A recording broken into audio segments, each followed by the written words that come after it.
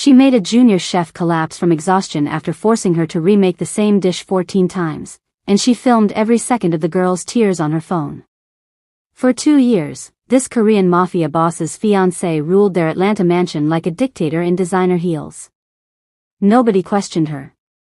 Nobody even whispered her name wrong, until the day a disgraced former private investigator with nothing but instinct and a mop bucket discovered the lie that kept an entire household in chains. This is the story of how one woman dismantled a fortress of deception. Not with fists or weapons, but with a truth so devastating it shattered glass. And I promise you, by the end of this story, you'll understand why the most dangerous thing in the world isn't power, it's the illusion of it.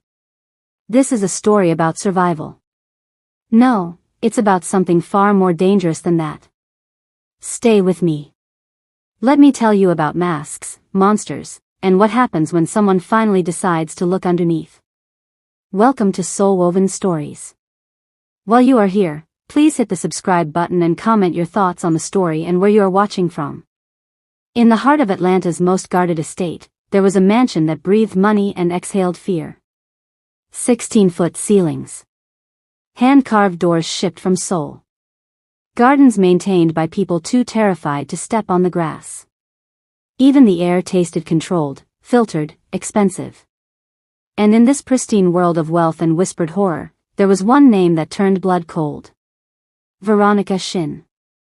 She was the fiancée of Kang Dae-hyun, a Korean mafia boss whose operations stretched from the port of Savannah to the backrooms of City Hall. His reputation commanded obedience through brutal efficiency. But Veronica, she cultivated something else entirely. She built a kingdom of psychological warfare. The household staff would hold their breath when her heels clicked across the marble. They'd witnessed her artistry of cruelty. There was Jenny, a 22-year-old server working double shifts to pay off her mother's medical bills, forced to stand in the rain-soaked garden for 3 hours holding a silver tray because she'd served Veronica's tea 2 degrees too cold. Veronica didn't just punish her. She stood at the French doors with her phone, taking photos for what she called her discipline portfolio, occasionally tapping the glass to remind Jenny to smile. And according to those who were there, Veronica never stopped smiling. Not once. That's the kind of woman Veronica Shin was. Tasha Bennett had been many things in her 32 years. Licensed private investigator. Skip tracer. The woman insurance companies called when someone was lying about a workplace injury. She'd been good at it too, good enough that her name carried weight in Atlanta's legal circles, good enough that lawyers would request her specifically for depositions. Then she made the mistake of being right about the wrong person. The Hendricks case should have been simple. Corporate embezzlement, missing funds, a CFO with a gambling problem and a beach house in the Caymans he couldn't explain. Tasha had the bank records, the offshore accounts, the receipts from Atlantic City that painted a picture clear as daylight. What she didn't have was proof that the CFO's brother-in-law sat on the Georgia State Bar's disciplinary committee. 3 weeks after she submitted her report, her PI license was suspended pending an investigation into ethical violations she'd never committed. Her clients evaporated. Her reputation became a liability. And her savings account became a countdown timer to homelessness. 6 months later, she was standing outside the Kang estate in a pressed black uniform that smelled like someone else's detergent, holding a reference letter she'd paid a former colleague $200 to forge. The mansion looked like something out of a Forbes photo shoot. All clean lines and intimidating architecture, the kind of place where even the landscaping felt like it was judging you. Tasha adjusted the collar of her uniform and reminded herself that pride was a luxury she could no longer afford. She'd cleaned houses before, back in college. She could do it again. It was temporary. Everything was temporary if you survived it long enough. The head housekeeper, Mrs. Park, a severe Korean woman in her 60s with eyes like a TSA agent, met her at the service entrance. "You're late." Tasha glanced at her phone. She was 4 minutes early. "I apologize." Mrs. Park studied her with the intensity of someone conducting an interrogation. "You worked as a private investigator." It wasn't a question. Tasha's carefully constructed story about seeking new opportunities died in her throat. "Yes, ma'am." Until recently. And now you clean toilets. Now I clean toilets, Tasha confirmed, meeting her gaze directly. There was no point in shame. Shame required an audience that cared. Something flickered in Mrs. Park's expression. Not quite approval, but recognition. Good. We don't need heroes here. We need people who follow instructions and keep their mouths shut. She pushed open the door. Miss Shin is particular. You will address her as Miss Shin or ma'am. You will not make eye contact unless she speaks to you first. You will not touch anything in the master suite except what you are specifically told to clean. And you will never, under any circumstances, ask questions about what you see or hear in this house. Are we clear? Crystal, Tasha said. Mrs. Park handed her a laminated card with a list of rules. Rule number 7 made Tasha's investigator instincts prickle. All personal phones must be stored in your locker during work hours. No exceptions. They walked through corridors that felt more like museum hallways. Original art on the walls. Furniture that probably cost more than Tasha's car had. And everywhere, that same oppressive quiet, like the house itself was holding its breath. One more thing, Mrs. Park said, stopping outside the kitchen. If Miss Shin takes an interest in you, pray it's brief. The last girl she noticed quit after 2 weeks. She paused. Actually, she didn't quit. Mr. Kong had her transferred to one of his restaurants. We never saw her again. Tasha absorbed this information with the same practiced neutrality she'd used in interrogation rooms. Noted. Good. Mrs. Park's expression softened by a fraction of a degree. Then welcome to hell. Try not to burn.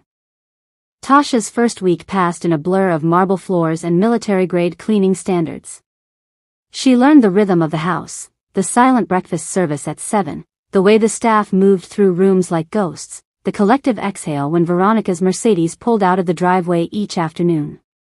She learned which hallways to avoid, which questions not to ask, and how to make herself invisible. Then came the incident with the fork. It was a Thursday morning, unseasonably cold for late September in Atlanta. Tasha was polishing silverware in the butler's pantry when she heard Veronica's voice slice through the air like a knife through silk. Everyone. Kitchen. Now. The tone made Tasha's stomach drop.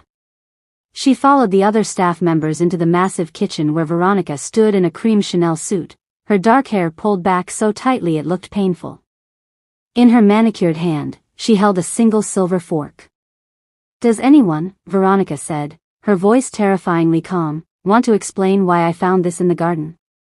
The kitchen staff, 6 people ranging from the head chef to a teenage prep cook, stared at the fork like it was a loaded gun. It has water spots, Veronica continued, holding it up to the light. Which means someone washed it carelessly. And it was found outside, which means someone threw away a piece of my Christoffel silver like it was trash. She smiled, and Tasha felt her investigator instinct scream a warning. That smile meant something bad was coming. So here's what's going to happen. All of you are going to stand in the garden until someone confesses. And since it's supposed to rain, she glanced at her phone, in about 15 minutes, I suggest someone speaks up quickly. The head chef, a man named David who'd worked for the Kangs for 5 years, cleared his throat. Miss Shin, I take full responsibility for. I didn't ask for a volunteer martyr, David. I asked for the truth. Veronica's eyes swept the group. Garden. Now. They filed out like prisoners to an execution yard. Tasha followed, her mind racing through scenarios. This was insane. This was illegal. This was also none of her business, and she'd learned the hard way what happened when she made other people's problems her own. The rain started exactly when the weather app had predicted. Light at first, then building to a steady downpour. The staff stood in a line on the wet grass, water soaking through their uniforms. Veronica watched from the covered terrace, sipping coffee like she was at a cafe. 40 minutes passed. Then an hour. The teenage prep cook, a kid named Marcus who couldn't have been older than 17, started shivering violently. His lips were turning blue. Tasha watched Veronica check her phone and smile. Something inside Tasha cracked. She'd lost her career for doing the right thing. She'd lost her apartment, her savings, her reputation. She'd promised herself she wouldn't be stupid again, wouldn't play hero for people who wouldn't remember her name. But watching a teenager shake with hypothermia while a sadist filmed it on her iPhone, that wasn't heroism. That was just basic human decency. Tasha stepped forward and walked toward the terrace. "Miss Bennett," Veronica said, not looking up from her phone. "Did I give you permission to move?" "No, ma'am." Tasha kept walking until she was standing at the edge of the covered area. "But Marcus is hypothermic. If he doesn't get warm and dry in the next 10 minutes, you're looking at a medical emergency and a potential investigation." The terrace went absolutely silent. Even the rain seemed to pause. Veronica slowly lowered her phone and looked at Tasha with an expression of genuine curiosity, like she'd just discovered a new species of insect. "I'm sorry, did you just threaten me?" "I stated a medical fact, ma'am. What you do with that information is your choice." "My choice." Veronica's smile widened. She walked down the terrace steps into the rain, stopping inches from Tasha's face.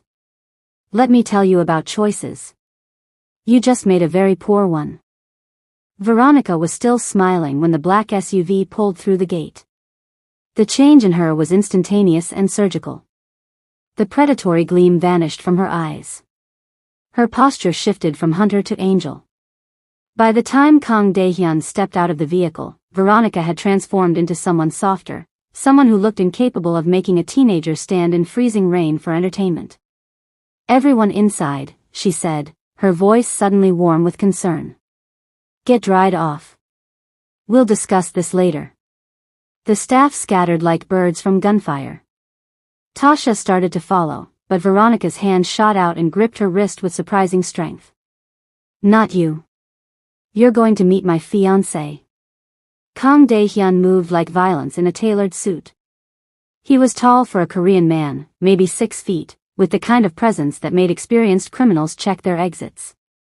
His face was all sharp angles and controlled expression, the face of someone who'd learned early that showing emotion was showing weakness. 2 men in dark suits flanked him as he approached the terrace, their eyes scanning the property with professional paranoia. "Darling," Veronica said, her accent somehow more refined than it had been 5 minutes ago. "You're home early." Kang's gaze moved from Veronica to Tasha, taking in her soaked uniform and the defiant set of her shoulders. His expression revealed nothing. "There was an incident at the port. I needed to handle it personally." His English was perfect, barely accented. "Who is this?" "The new housekeeper. Tasha Bennett." Veronica's fingers tightened on Tasha's wrist. "We were just having a discussion about boundaries and respect." "Were you?" Kang's eyes stayed on Tasha. "And what did you conclude?" This was the moment, Tasha realized, where she either played the game or got thrown out of it. She'd seen men like Kang before in her PI days, the ones who ran entire operations with spreadsheet precision, who treated violence like accounting and loyalty like currency. Men who respected logic more than fear. "I concluded that Miss Shin runs her household with passion," Tasha said carefully. "And that I have a tendency to speak when silence would be wiser." Something flickered in Kang's expression. Not quite amusement, but interest. A self-aware employee. Unusual. He turned to Veronica. "What was the incident?" "A fork was misplaced. I was teaching a lesson about attention to detail. In the rain. Methods vary." Kang looked back at the garden, at the wet grass and the indentations where 6 people had stood. His face remained neutral, but Tasha caught the slight tightening around his eyes. "How long?" "Not long," Veronica said quickly. "An hour, perhaps." "An hour and 12 minutes, Tasha said. She couldn't help herself. Old habits. Kang's attention snapped back to her. "You counted." "Force of habit, sir." "What kind of habit requires timing punishments?" The investigative kind. I used to be a private investigator before I was a housekeeper. The terrace went very quiet. One of Kang's security men shifted position slightly, hand moving toward his jacket. Veronica's grip on Tasha's wrist became painful. But Kang just studied her with the focus of someone running calculations. Background check, he said to one of his men without breaking eye contact with Tasha. Full workup. I want it in an hour. Sir, the man said, and disappeared into the house. Dae-hyun, Veronica started, her voice taking on an edge of concern. She's just an investigator working as a maid. Kang cut her off with the precision of a scalpel. Either desperate or hiding. Both options are interesting. He stepped closer to Tasha. Which is it, Miss Bennett? Desperate, sir. I lost my license over a case that went sideways. I needed work. Your estate was hiring. And now you're analyzing my fiancée's disciplinary methods and timing them like evidence collection. Old habits die hard. Some habits, Kang said, are worth keeping alive. He turned to Veronica. The staff goes back to work. Normal duties. No follow-up punishment. It wasn't a suggestion. The background check came back clean because Tasha had nothing left to hide. Disgraced investigator turned domestic worker, the story was depressing enough to be believable. Kang didn't fire her. He didn't promote her either. He simply nodded once when the report landed on his desk and went back to whatever empire building occupied his days. Veronica, however, wasn't finished. The reassignment came 3 days later. Mrs. Park delivered the news with the expression of someone announcing a terminal diagnosis. You're being moved to the master suite. Deep cleaning rotation. Tuesdays and Fridays. Tasha understood immediately. This was Veronica's retaliation, served cold and calculated. The master suite was her domain, her throne room. Having Tasha clean it was both an insult and an invitation to make a mistake, any mistake, that could justify removal. Understood, Tasha said. Be careful, Mrs. Park whispered. She's going to be watching everything you do. The master suite occupied the entire east wing of the mansion. It was less a bedroom and more a luxury apartment, complete with a sitting area, walk-in closets the size of studio apartments, and a bathroom that looked like it belonged in a 5-star hotel. Everything was white and cream and gold, pristine to the point of sterility. Tasha worked methodically, the way she'd approached crime scenes, observing, cataloging, looking for things that didn't fit the pattern. Veronica sat on the chaise lounge pretending to read Vogue, but Tasha could feel her attention like a physical weight, waiting for a mistake. It was when Tasha was cleaning behind the nightstand on what she'd been told was Veronica's side of the bed that she found it. The phone had slipped down between the nightstand and the wall, wedged in that narrow gap where things disappeared and were forgotten. It was cheap, a prepaid burner still in its plastic case, the kind you bought at gas stations with cash when you didn't want to be traced. Tasha's investigator instincts fired like an alarm system. She palmed the phone smoothly, years of evidence collection making the motion automatic, and continued dusting. In the mirror's reflection, she saw Veronica's eyes tracking her movements with predatory focus. Miss Shin, Tasha said, turning. I found this behind your nightstand. I think it might have fallen. She held out the phone, watching Veronica's face with the trained observation of someone who'd spent years detecting lies. What she saw made her pulse quicken. For just a fraction of a second, Veronica's mask slipped. Fear flashed across her features, raw and genuine, before the practiced smile returned. Oh, Veronica said, her voice too light, too casual. That must be from the previous housekeeper. You can throw it away. It's still in the packaging, Tasha observed. Unopened. Then it's definitely not mine. Veronica stood, crossing to Tasha with fluid grace. I have no use for cheap phones. Throw it away. Tasha held her gaze. Of course, Miss Shin. She should have thrown it away. She should have taken it directly to the trash, should have forgotten about it entirely. Instead, that night in her small room in the staff quarters, Tasha removed the phone from her apron pocket and turned it on. The phone was definitely not new. Someone had removed it from the packaging, used it, then tried to make it look unopened again. The battery was at 63%. There were no contacts saved, no call history. But there were text messages, dozens of them, all in Korean. Tasha used her own phone to photograph several of the messages and ran them through a translation app. The translations were rough, but clear enough. The timeline has moved up. He's getting suspicious. Meet at the warehouse. Same location. We need to finalize before the wedding. The messages were signed with a single initial, M. Tasha opened her laptop and pulled up the background research she'd compiled on Veronica Shin during her first week, the public information anyone could find with basic search skills. According to every interview, every society page mention, every carefully curated piece of her public persona, Veronica had been born and raised in Seoul's Gangnam district. She spoke Seoul Korean with a proper accent, the language of old money and elite education. But these messages weren't in Seoul Korean. Tasha ran them through 3 different translation services to be sure. The dialect was different, the phrasing regional. These messages were written in Busan Korean, the coastal dialect spoken in Korea's second-largest city, known for its ports and its grittier reputation. The same Busan that Veronica claimed she'd never even visited. Tasha waited until 2 in the morning before she made the call. In her old life, she'd had a network of contacts who traded information like currency, courthouse clerks, retired cops, database specialists who asked no questions as long as the price was right. Most of them had stopped returning her calls after the license suspension. Most, but not all. Marcus Chin answered on the 4th ring, his voice thick with sleep. This better be worth waking me up. It's Tasha Bennett. A long pause. Tasha. Christ. I heard you were cleaning houses. I am. And I need a favor. I don't do favors for people who can't pay. I can pay.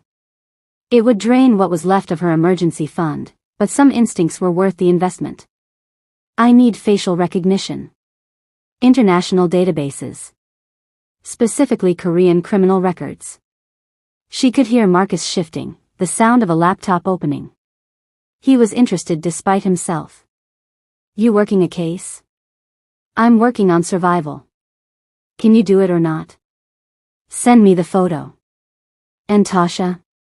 This makes us even. Don't call me again.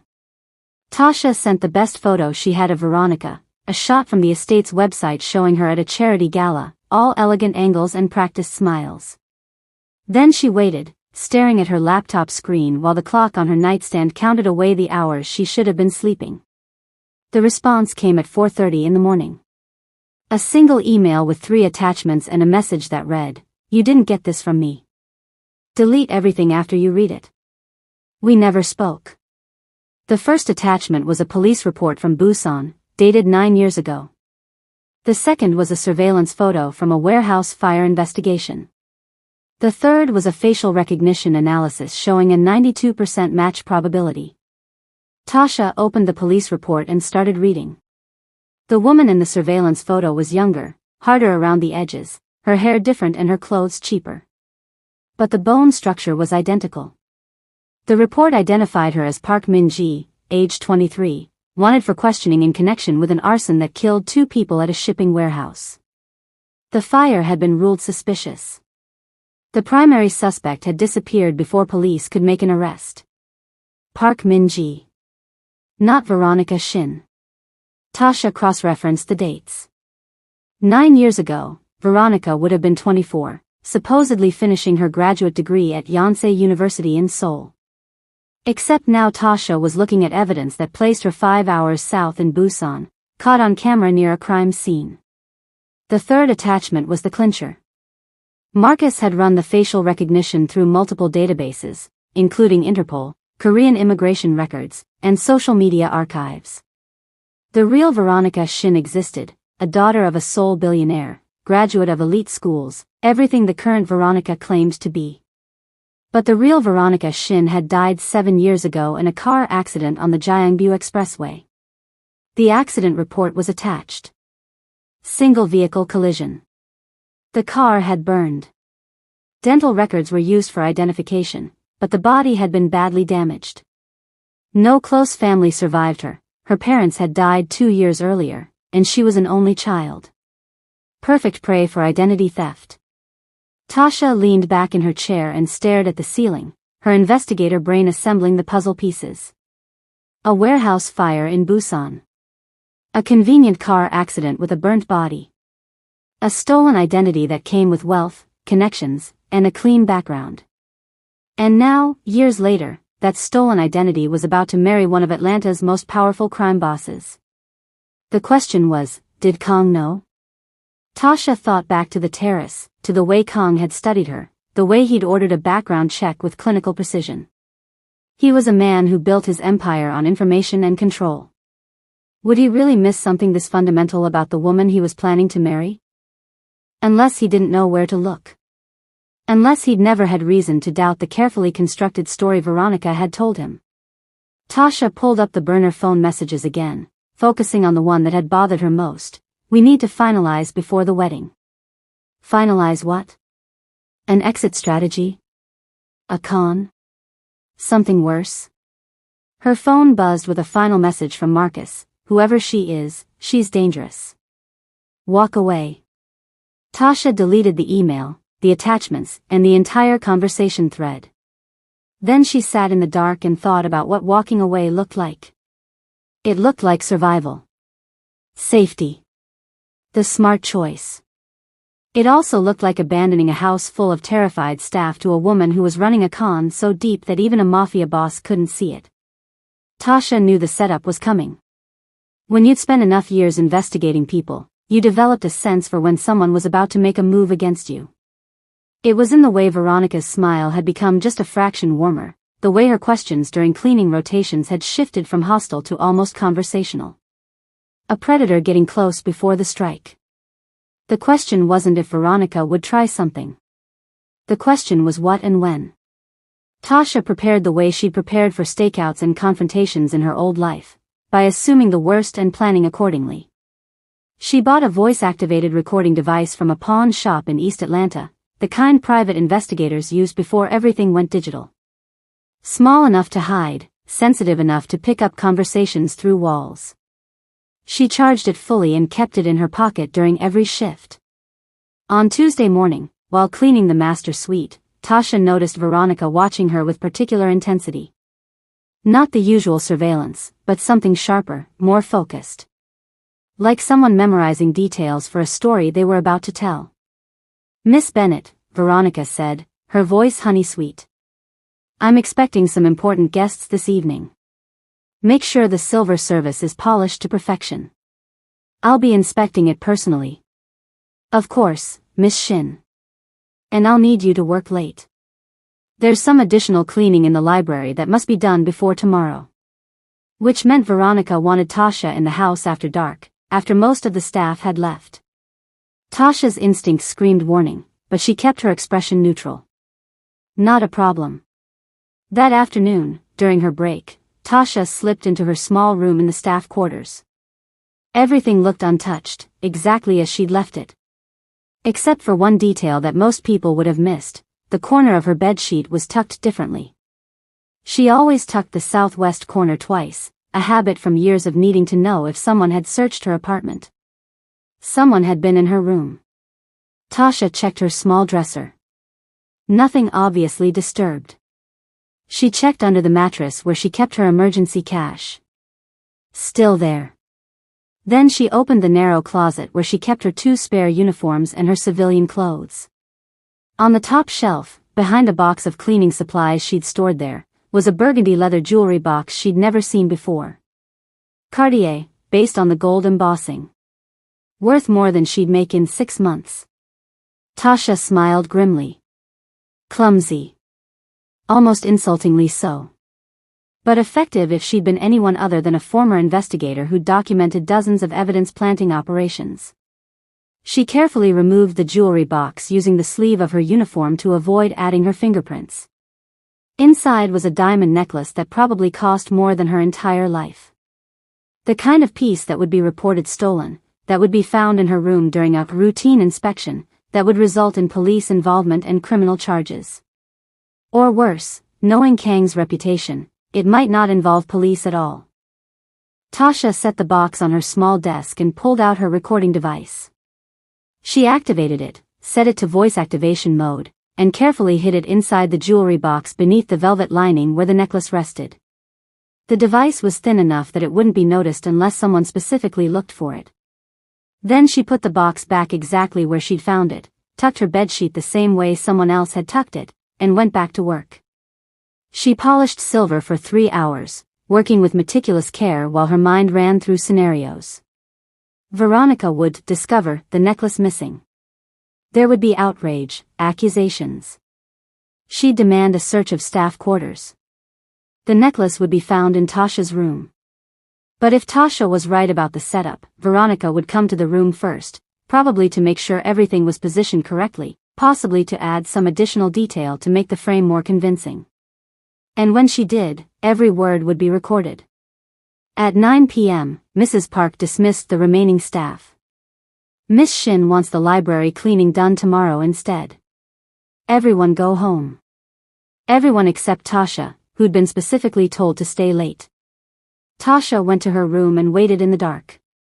20 minutes later, she heard footsteps in the hallway. Soft, careful. The door opened without a knock. Through the crack in the bathroom door where she was hiding, Tasha watched Veronica enter her room and go straight to the closet. The inspection happened exactly as Veronica had planned. 9 a.m., Mrs. Park leading 2 of Kang's security personnel through the staff quarters for what was announced as a routine safety check. Tasha watched from the hallway as they entered her room, watched as one of the guards opened her closet, watched as he pulled down the burgundy Cartier box. Mrs. Park, the guard said, his voice carefully neutral. You need to see this. The necklace caught the morning light like captured fire. $200,000 worth of diamonds, according to the insurance documentation Tasha had found online the night before. Reported stolen from Veronica's collection 3 days ago. Mrs. Park's face went gray. Get Miss Shin. And Mr. Kong. Tasha stood perfectly still as the household assembled in the main foyer. The staff lined up along one wall, their faces reflecting various degrees of shock and carefully hidden satisfaction. Veronica descended the main staircase in an ivory dress that probably cost more than the necklace, her face a perfect mask of wounded betrayal. Kong came from his office, flanked by his usual security detail. His expression was unreadable, but Tasha noticed the way his eyes went immediately to the jewelry box in the guard's hands, then to Tasha, calculating. I cannot believe this, Veronica said, her voice breaking in exactly the right places. After everything we've done for her. After I personally vouched for giving her a second chance. She pressed a hand to her chest, the picture of aristocratic devastation. That necklace was a gift from my mother before she passed. It's irreplaceable. Your mother who you never met, Tasha thought, because you're not actually Veronica Shin. Miss Bennett, Kong said. Do you have anything to say? This was the moment. Tasha could feel the weight of every eye in the room, could feel Veronica's barely contained triumph. The smart play would be to deny everything, to demand a lawyer, to let the legal process play out. But Tasha had learned that sometimes the smart play and the right play were different things. I'd like to say something, Tasha said. But in private, if possible. Veronica's smile sharpened. If you have something to say, you can say it in front of all of us. I think we deserve an explanation for why you would steal from this family. I agree, Tasha said evenly. We all deserve explanations. She pulled out her phone. Mr. Kong, I have recordings I think you should hear. Recordings? Veronica's voice rose slightly, the first crack in her composure. Is this some kind of threat? You steal from us and now you're... I'm not threatening anyone, Tasha interrupted. I'm offering evidence. Unless you prefer I didn't? Kang's eyes narrowed. Everyone out. Except Miss Bennett and Veronica. The room cleared in seconds. The staff disappeared like smoke, even Mrs. Park retreating without argument. Only Kang's 2 personal security guards remained, positioned at the doors. "Play the recording," Kang said. Tasha connected her phone to the foyer's sound system. Veronica's voice filled the room, speaking in Korean about Chairman Kang, about Min-ji being gone, about the warehouse fire and 7 years of perfectly executed deception. Tasha watched Veronica's face transform. The mask didn't just crack, it shattered. What emerged underneath was something raw and cornered and dangerous.